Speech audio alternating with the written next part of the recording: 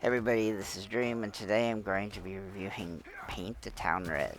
Paint the Town Red is developed and published by Southeast Games. It is a beat 'em up style of game, and it is $20 on Xbox. Um,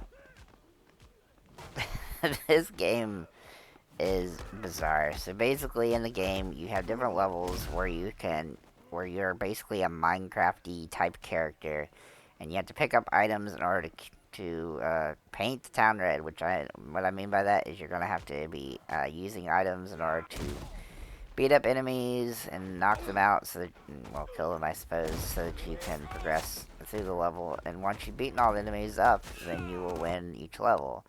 And obviously there's timers and things of the nature that are going to come into play here, depending on how you decide to play the game.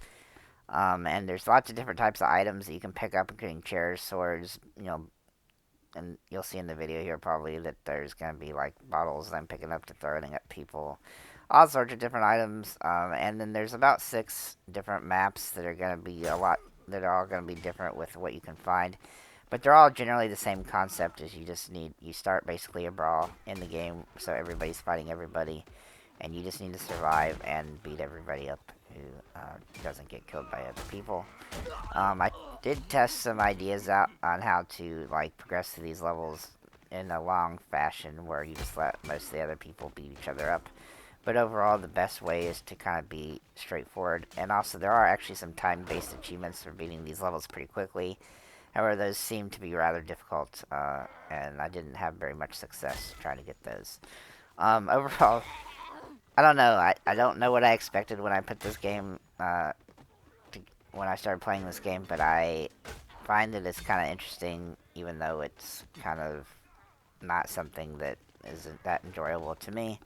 The levels are pretty cookie cutter when it comes to each of them kind of have multiple rooms. They're going to have some different items in them and some special items that are going to make, beating enemies up easy. There's also some power-ups, and I've tried all of them, and the only one that even works in a way that makes any sense to me is the one for Shockwave, which is what makes everybody like get blown backwards a little bit. Everything else just didn't even make sense to me to even be useful. The good news is the Shockwave works as the first power-up you get, so you can just keep killing enemies and getting enough room for Shockwave and then utilizing it. I showed you, I think in this video, just the one level that's like a, like a pub or something, like, there's music going, like pool tables and stuff like that, so like a pool hall type place. The game is got, like I said, 6 or so different levels, and there's different ways you can beat the levels and different ways that you can put together like your character builds and stuff like that in order to make the game a little more fun. But as far as achievements go, you need to play on the base with the base default settings in order to get all the achievements and things. So overall, though, I'm struggling to come up with a good score for this game. Quite frankly, I don't like it that much because it is somewhat annoying because of the way that the hitboxes work, which is not good, and the way that the game itself is laid out. The levels, trying to get these speedrun times on these levels is also just a complete pain in the butt, and you only have so much health, so if you take damage, it's definitely going to be an annoyance.